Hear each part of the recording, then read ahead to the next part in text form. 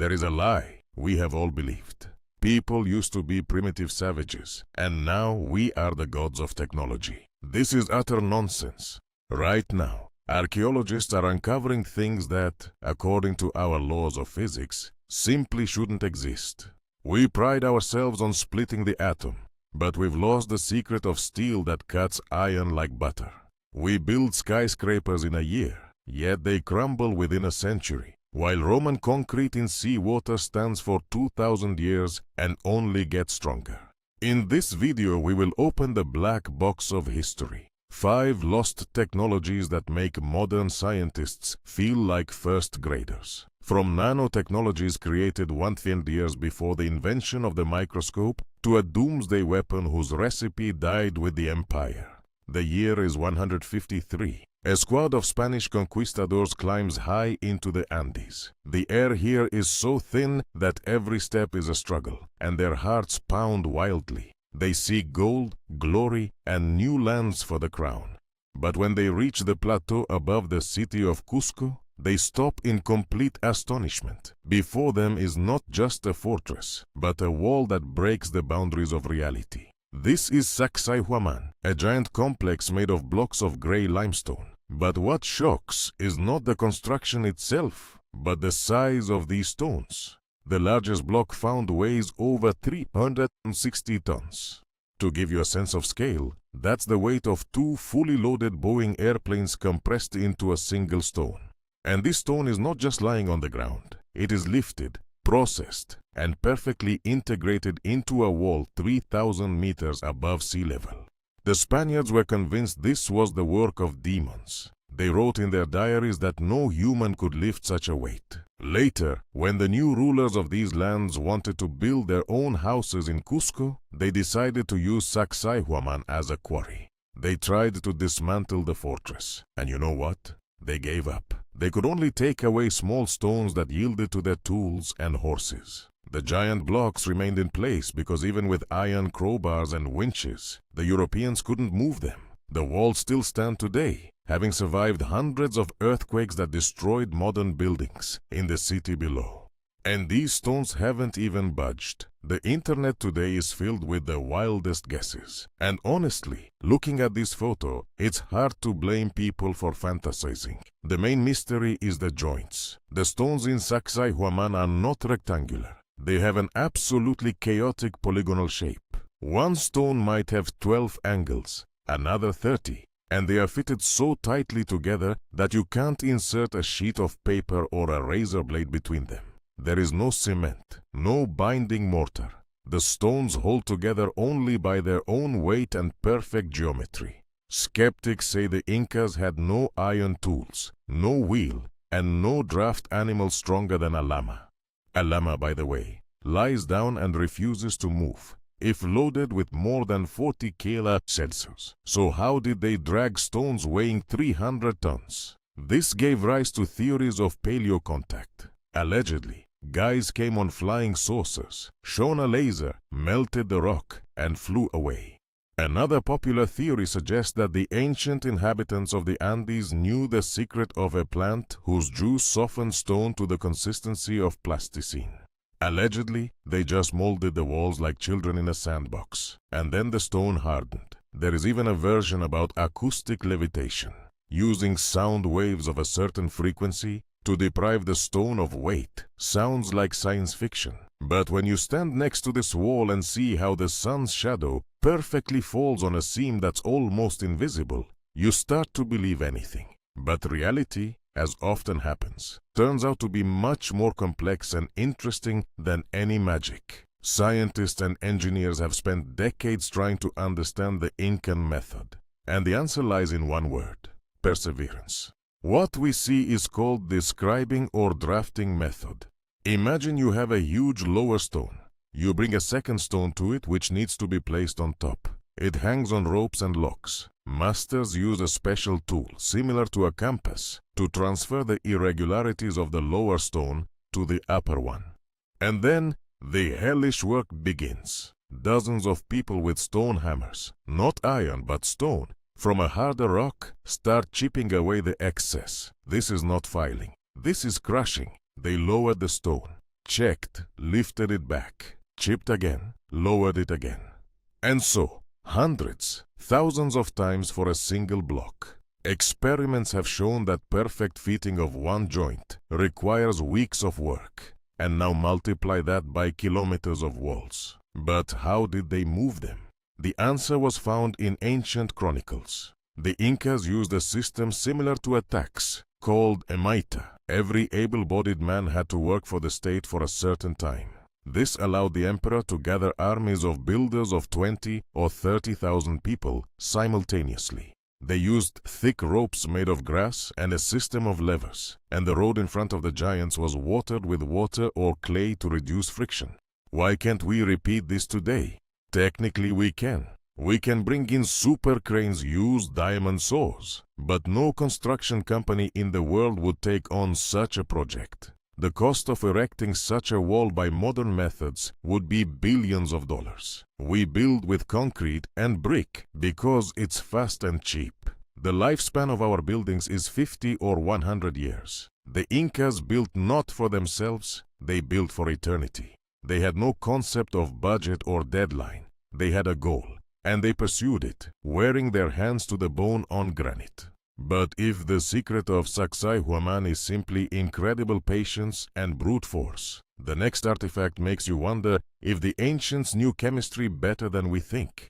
Because when museum workers in the 1950s decided to illuminate an ordinary glass bowl, they saw something that shouldn't be there. London, 1950. Workers at the British Museum are preparing a catalogue of ancient Roman glass. In their hands is an artifact from the 4th century AD, the so-called Lycurgus Cup. At first glance, it's just a beautiful, slightly cloudy bowl of pea-green color. Nothing special, except for the fine carving depicting the death of the mythical king. But when one of the lab technicians accidentally placed a lamp inside the cup to highlight the relief, something inexplicable happened. The glass instantly changed color. Music. The green cup flared up with a deep blood-red fire. They turned off the light. The cup became green again. Turned it on again. Red. It was like a trick or hallucination. Glass cannot change its chemical composition at the flick of a switch. In the mid-20th century, scientists simply shrugged. They saw the effect, but absolutely did not understand how the Romans managed to achieve this 1,500 years ago. Naturally, in ancient times, such a property was considered pure magic. A cup that changes color was the perfect tool for political intrigue. There were legends that such vessels could detect poison in wine. Allegedly, if you poured a poisoned drink into it, the goblet would change shade and warn the owner. Others believed it was the work of alchemists who tried to create the philosopher's stone but accidentally baked dragon's blood or rare minerals from the underworld into the glass. The production secret was guarded at the cost of life. And when the Roman Empire fell, the technology disappeared along with the masters. The solution came only in the 1990s when the cup was placed under a powerful electron microscope.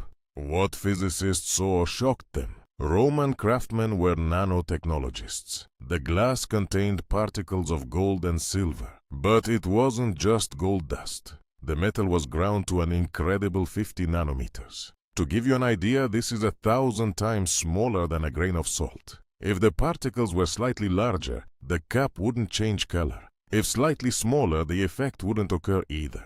The Romans found the perfect proportion, working on a molecular level. How they did it without lasers or nanolabs is a mystery. Modern scientists suggest that the Romans ground gold into dust for months, adding it to molten glass at a strictly defined moment, in the lunar cycle or furnace temperature.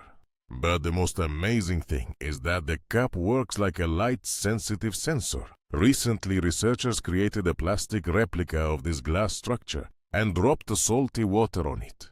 The color changed. They dropped oil, the color changed again.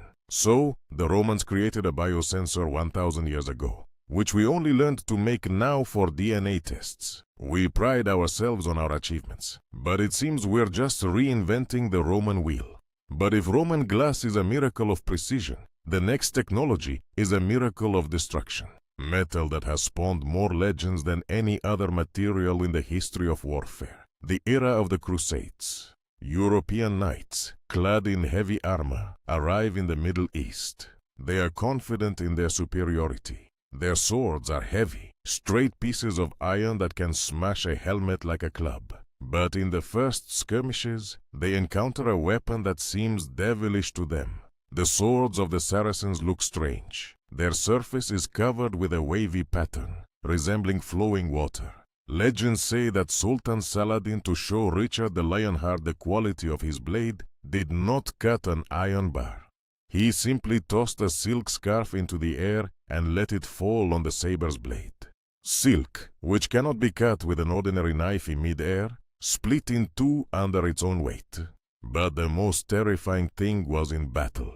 European swords often broke or dulled on armor. Damascus steel remained sharp, even after striking stone. It was both hard enough to hold an edge and flexible enough not to break. For medieval metallurgy, this was a paradox. Metal could be either hard and brittle or soft and flexible.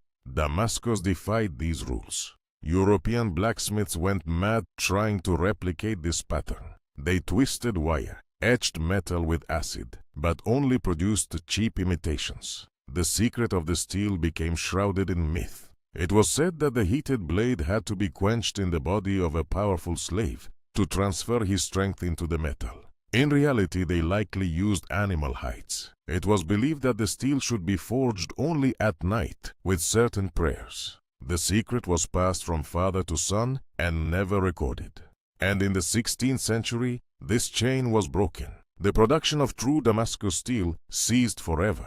In 2006, scientists from the University of Dresden took a piece of a genuine 15th century saber and dissolved it in hydrochloric acid to see what remained. The results stunned them. They found carbon nanotubes. Yes, you heard that right. The very nanotubes we consider the material of the future for space, elevators, and super armor. Inside the steel, microscopic carbon cylinders formed, giving the metal incredible strength. How did this happen?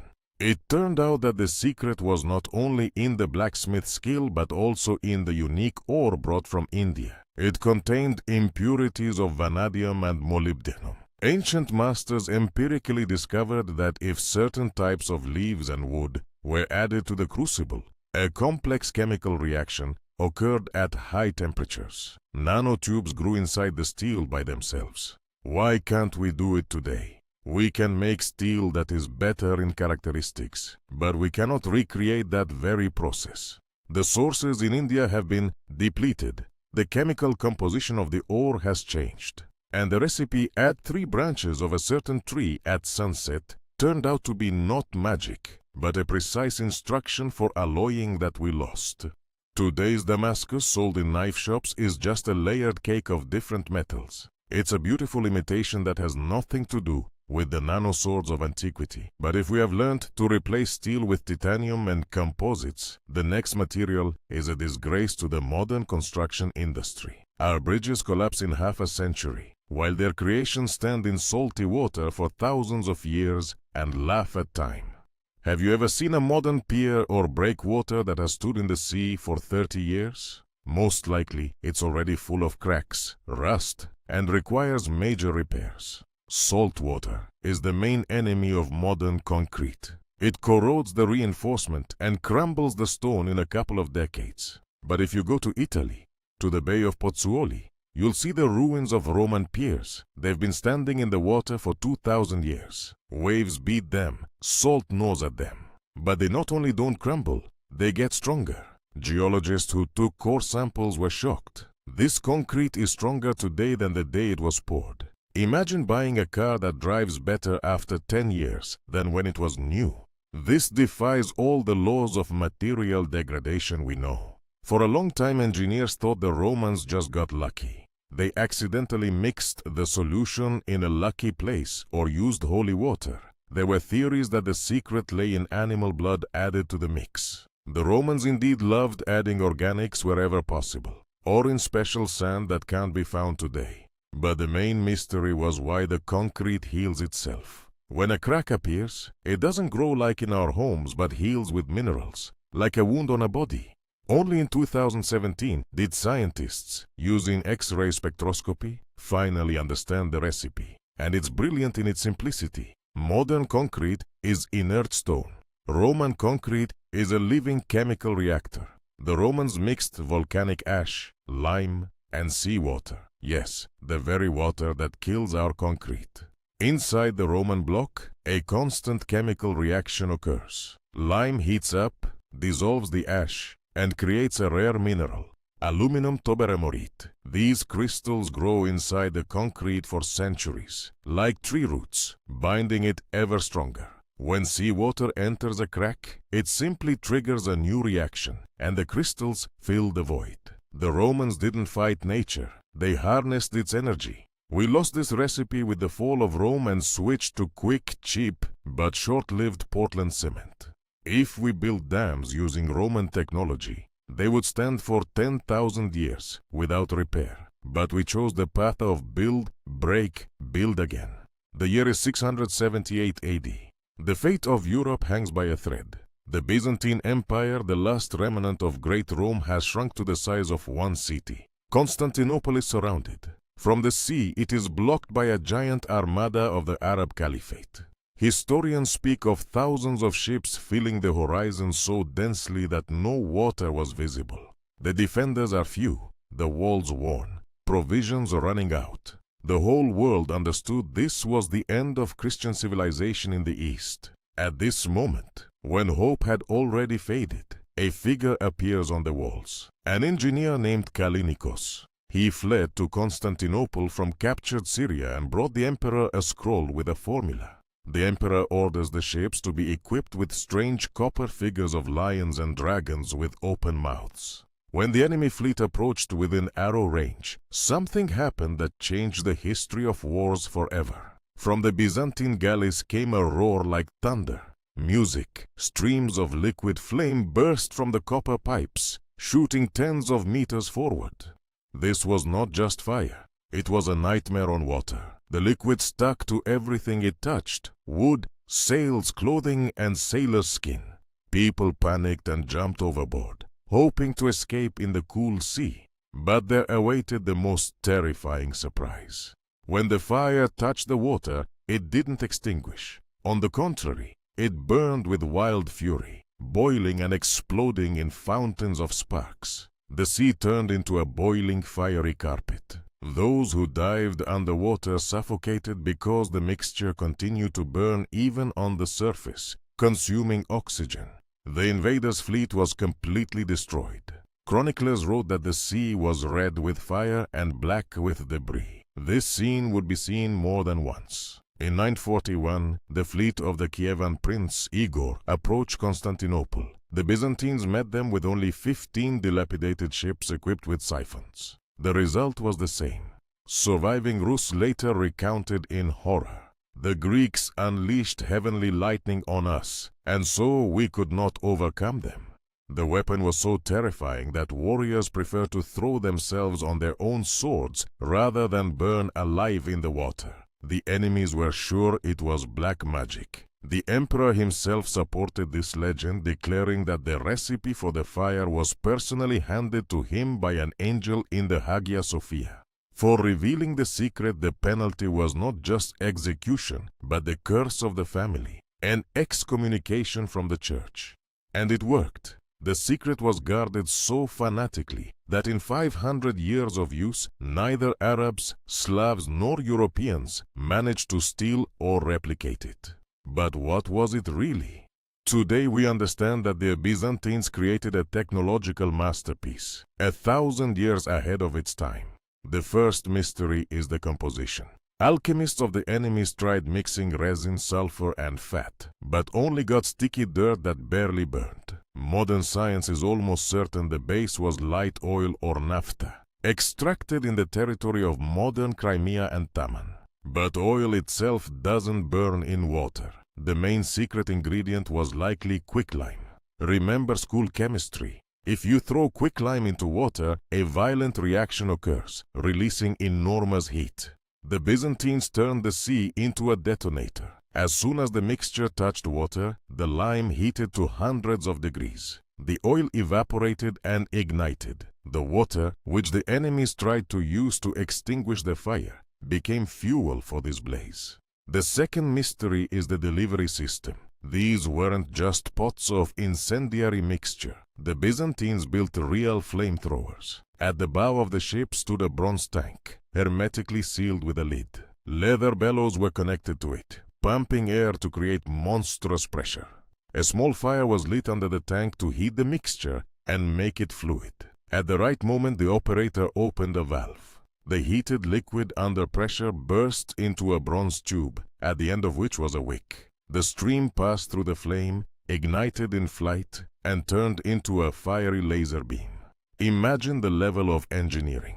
In the era of wooden carts, they created a complex pneumatic system with valves, pumps, and heating that didn't explode in their hands. This weapon preserved the empire for half a millennium. But such secrecy had a price. The knowledge was divided into fragments, like the key to a nuclear suitcase. Some families knew where to extract the special black mud. Others knew how to brew the mixture. Others could make bronze pumps. Only a few at the court held the full picture. When in 1254, the Crusaders treacherously captured Constantinople, the system collapsed. The emperors were killed or fled. The chief engineers preferred to take the secret to the grave rather than give it to the barbarians from the west. The Crusaders found the warehouses, found the strange pipes, but without instructions. It was just scrap metal.